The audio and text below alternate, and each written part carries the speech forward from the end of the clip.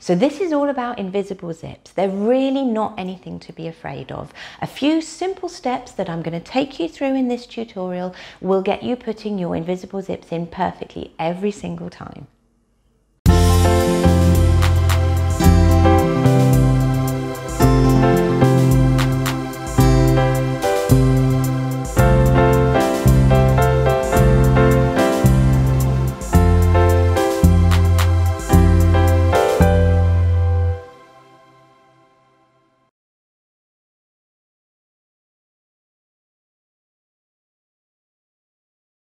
So, invisible zips.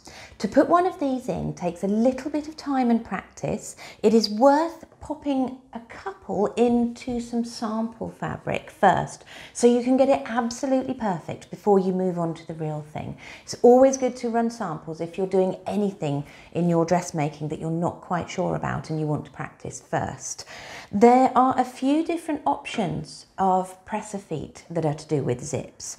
We've got the normal presser foot that you will get with your machine.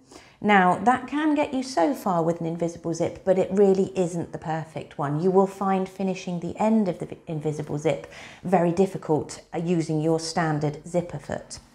You also have what's called an invisible zip foot, which gives the impression it would be perfect for putting in invisible zips. It can help you very well with the initial process of stitching down the side of the teeth. But you need to know how to use it, and it also doesn't help you at all when you come to finish the bottom of the zip and to get it nice and flat and smooth. And to be perfectly honest, the finishing of the bottom of the zip is the make or break bit. You don't want a little pucker where the zip turns into the seam. You just want it to look like the whole thing is one continuous seam. So the foot that I would actually suggest is one of these, which is an adjustable zipper foot.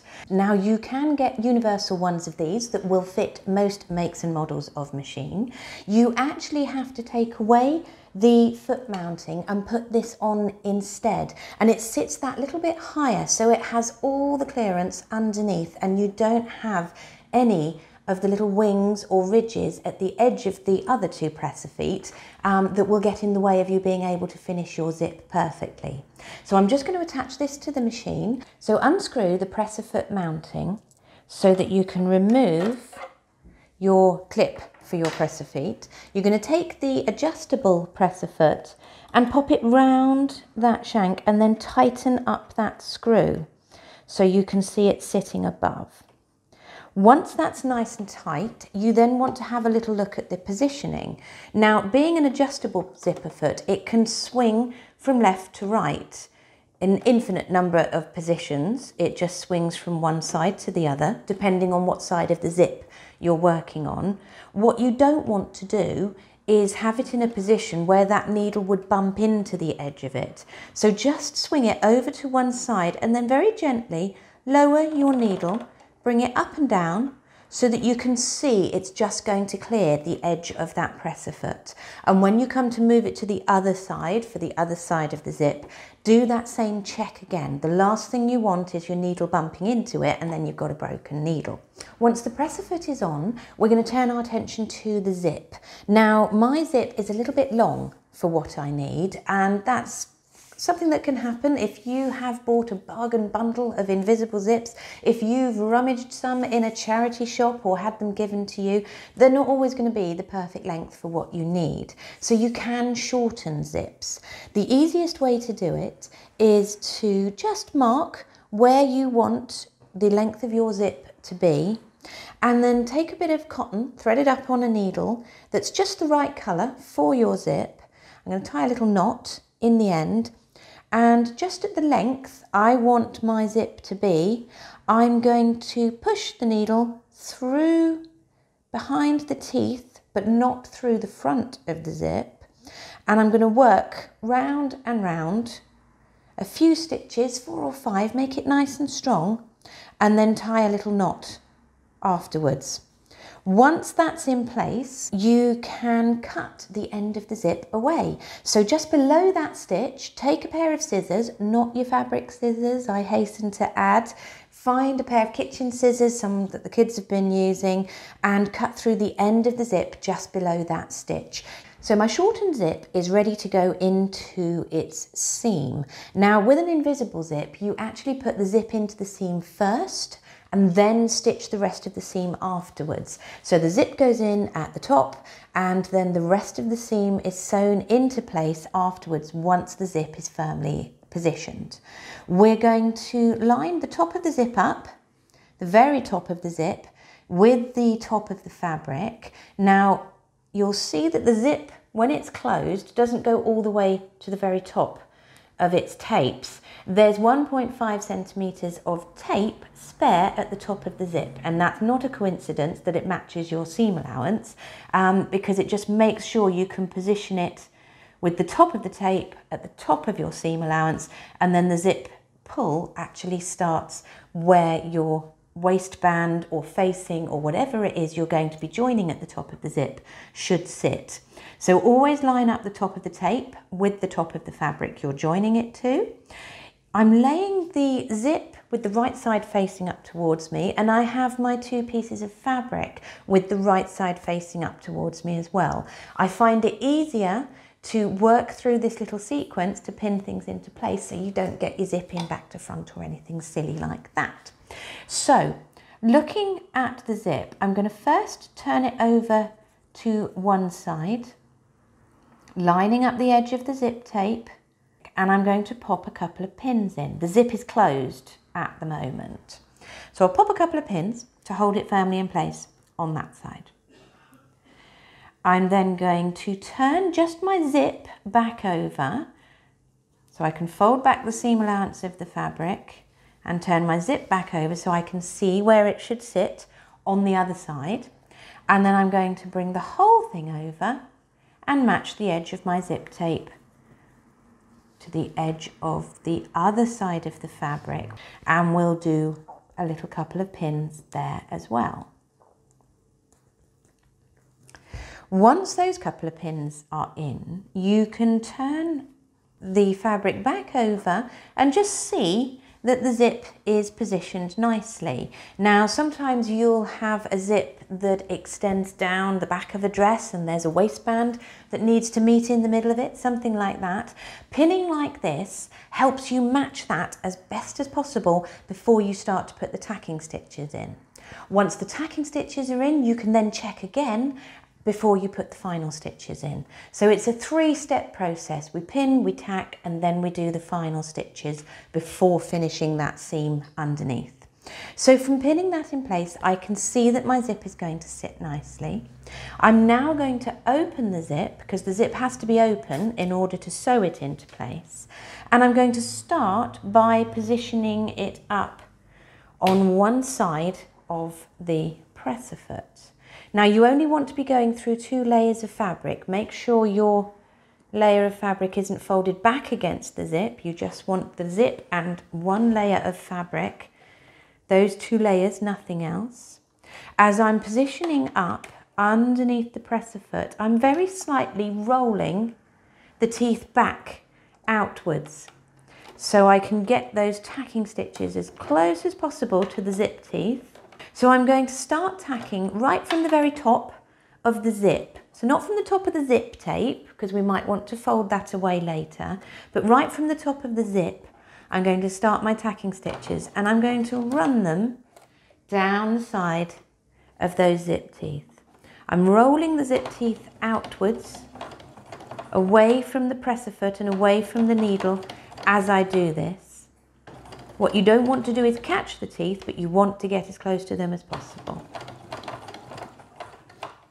I'm traveling all the way down. I'll take out that final pin, and I'm just going to go as close as I can to the head of the zip.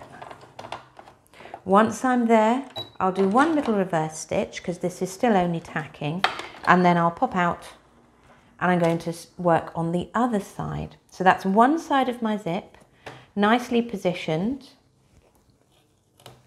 I tend to, at every stage, open and close the zip as I go. So I'm just going to zip it shut, zip it open again, and that makes absolutely sure I haven't caught any teeth on the way.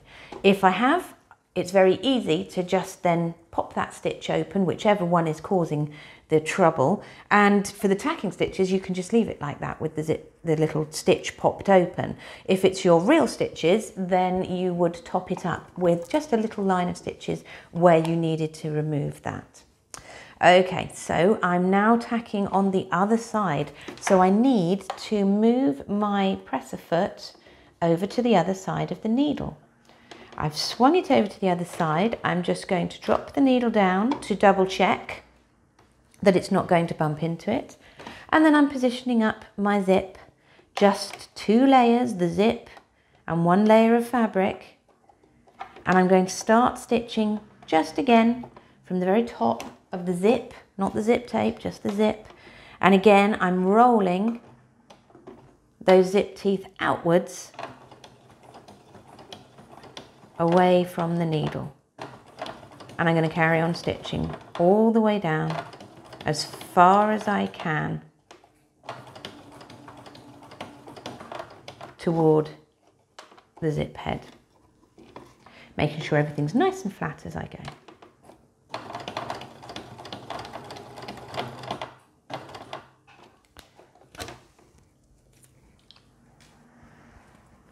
Once that's done, I zip the zip up again just to double check I haven't caught anything along the way. So that opens and closes quite nicely. And I can see there how the zip is going to sit in my seam. So I did my tacking stitches in a bright colour so that you could really clearly see them. What I now want to do is change over to a lighter thread so that you're not going to see this second line of stitches. And I will open the zip again and I am going to run another set of stitches, this time not tacking stitch size, so coming down from a 4 or 5 size just to a 2.5 size stitch. I'm going to pop it back under the machine. I'll swing that presser foot over again so that I can get really close to the right side of the stitches. And I'm going to roll that zip tape out and I'm going to run another line of stitches all the way along that zip tape. Once I've done that, I'm going to go to the other side of the zip tape, swing my presser foot across again, and then I'm going to do those real stitches down this side of the zip as well. Again, trying to get as close as I can to the zip head, all the way down to the other end.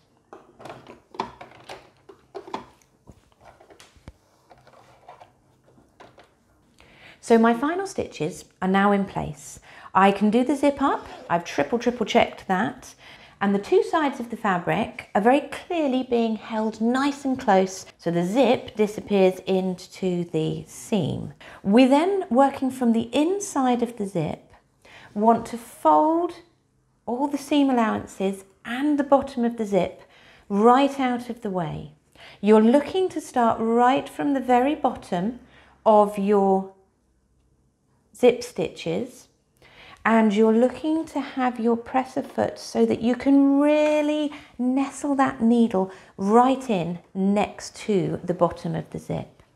So push all the seam allowances away,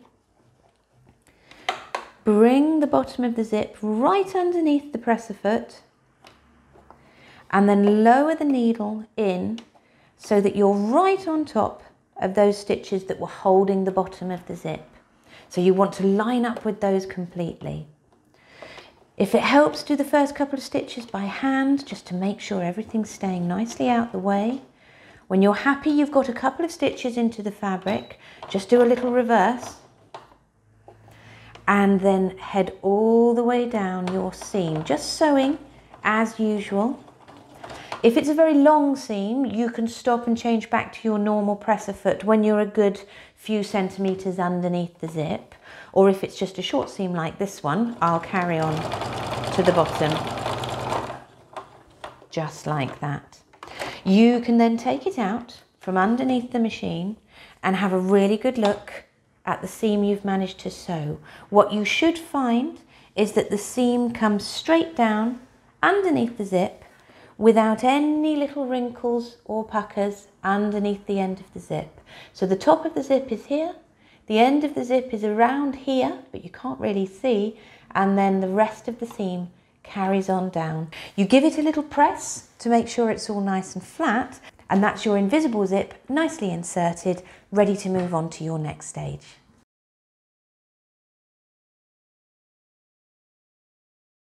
So there you go, you've put in an invisible zip, it's all running smooth and perfectly, and you're now ready to tackle any projects that require one. Well done, and I'll see you next time.